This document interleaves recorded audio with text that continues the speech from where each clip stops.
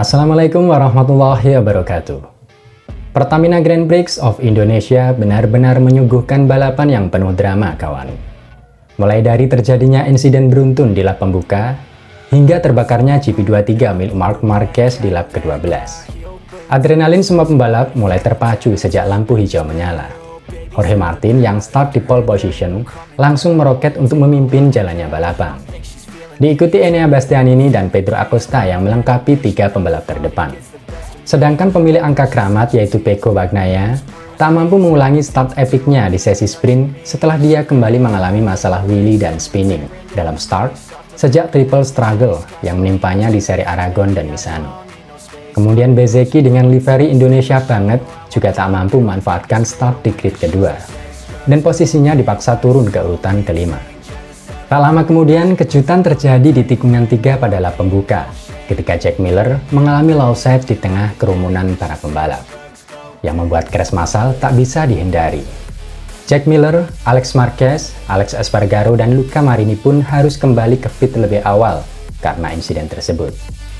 Balapan belum genap satu lap, posisi keempat Pecco harus dipaksa turun 2 posisi oleh sahabatnya dari VR46 Rider Academy, yaitu Marco Bezzecchi dan Franco Morbidelli. Sedangkan calon teammate Pecco di musim depan yaitu Marc Marquez mengikuti di urutan ke-7 dengan ditempel ketat oleh Fabio Di Giannantonio yang mengikuti tepat di belakangnya. Ketika balapan melahap 2 putaran, atmosfer panasnya Mandalika dibuat semakin panas dengan pertunjukan jual beli serangan antara Fabio Di Giannantonio dengan Marc Marquez. Ketika balapan memasuki putaran keempat, Franco Morbidelli dengan GP24-nya sukses menggusur posisi Enea Bastianini yang sebelumnya telah diambil alih oleh Pedro Acosta. Ketika balapan memasuki putaran kelima, Jorge Martin masih melenggang di posisi terdepan. Kemudian kejutan datang dari serangan Marquez kepada Pecco yang langsung terbalas kontan di tikungan berikutnya dengan Fabio Di Giannantonio yang tak mau ketinggalan dalam memanfaatkan celah untuk kembali menggusur posisi Marquez. Tak lama kemudian Marco Bezzecchi yang mulai klop dengan GP23-nya berkat ban depan lunak, sukses merebut tempat keempat dari Enea Bastianini. Jual beli serangan masih terjadi di lap kelima. Kali ini Pecco yang menjadi perburuan Marquez dan Fabio Di Giannantonio. Namun Pecco masih mampu mengkondisikan dan mempertahankan posisi ke-6-nya. Ketika balapan memasuki putaran ke-8, jual beli serangan lagi-lagi terjadi antara Fabio Di Giannantonio dengan Marc Marquez. Namun kali ini Fabio sukses mempertahankan posisinya untuk berada di depan Marquez. Sayangnya pada putaran berikutnya, Fabio harus kembali ke pit lebih awal setelah mengalami crash di tikungan 10. Ketika balapan masih menyisakan 16 putaran, Pecco mulai menemukan ritmenya dan sukses mencetak fastest lap dalam misinya mengejar Enea Bastianini. Di lap yang sama, drama kedua kembali terjadi di race Mandalika, di mana GP23 Marquez mengalami technical problem di sektor 3, bahkan motor tersebut sampai terbakar di bagian bawah engine. Alhasil Marquez harus kembali gagal finish untuk ketiga kalinya mentas di Mandalika sejak tahun 2022. Saat balapan menyisakan 13 lap, Enea Bastianini yang identik dengan kecepatan fantastisnya di akhir-akhir lap, kalau di Formula One mungkin seperti Lewis Hamilton yang khas dengan hammer time-nya, di mana Enea Bastianini yang di lap sebelumnya telah sukses menggusur posisi Marco Bezzecchi, kini melanjutkan perburuannya kepada Franco Morbidelli dan clear. Kemudian dalam perburuan berikutnya, Enea menargetkan rookie sensasional tahun ini dari gas-gas KTM, yaitu Pedro Acosta dalam upayanya memperjuangkan podium kedua, atau bahkan kemenangan dari Martin. Namun sangat disayangkan setelah Enea mencetak fastest lap saat balapan menyisakan 7 putaran, Enea kehilangan cengkraman roda depan dan crash di tikungan pertama. Alhasil kans Enea dalam perebutan gelar juara dunia menjadi semakin menipis, setelah 0 poin yang dia dapat di Grand Prix Indonesia.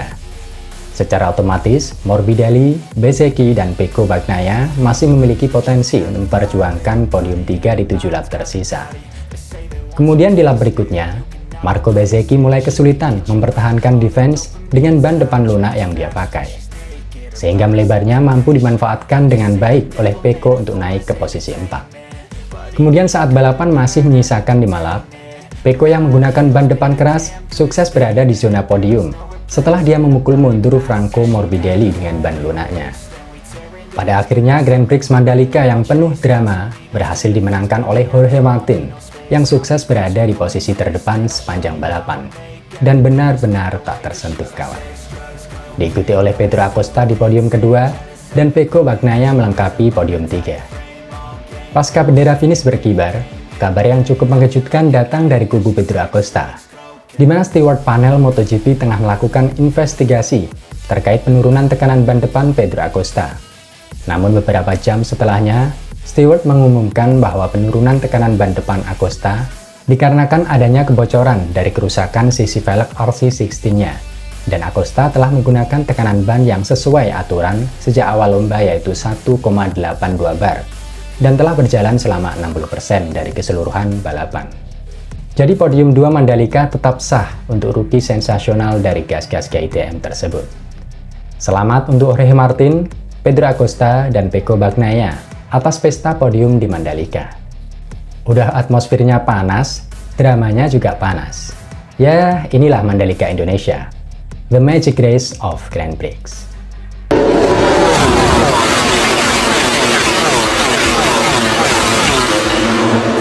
Untuk kesekian kalinya, Pecco mengalami start yang buruk.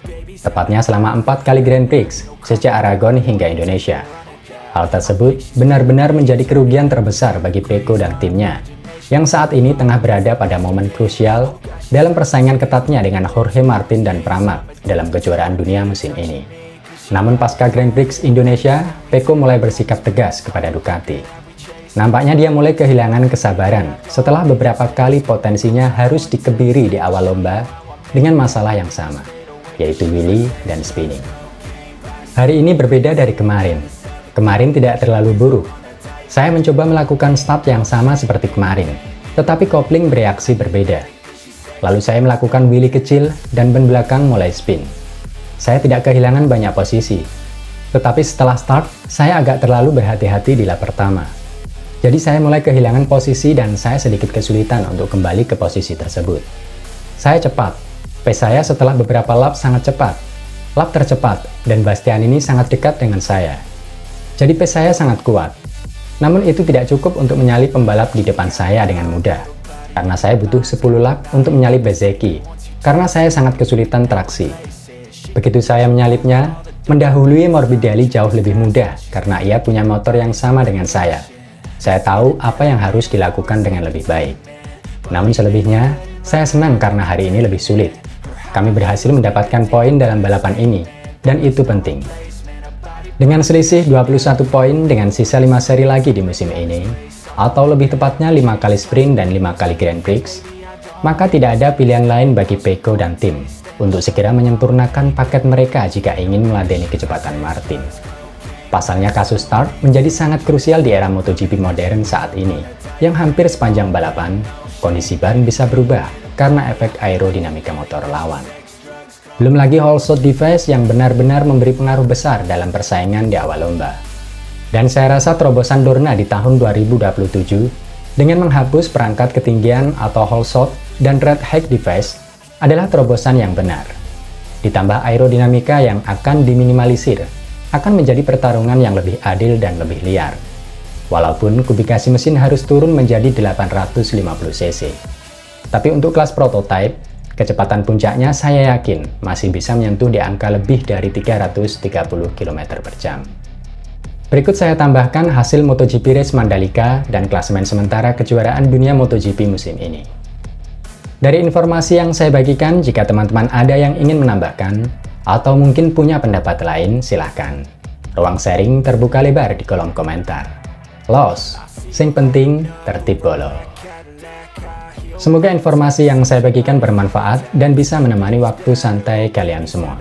Jangan lupa dukung selalu channel ini kawan, dengan cara like, subscribe, share, dan komen. Serta tidak bosan selalu saya ingatkan, biasakan berdoa dan cek kondisi kendaraan Anda sebelum pemakaian. Akhir kata, wassalamualaikum warahmatullahi wabarakatuh. See you next time and thank you for watching my video. Ciao!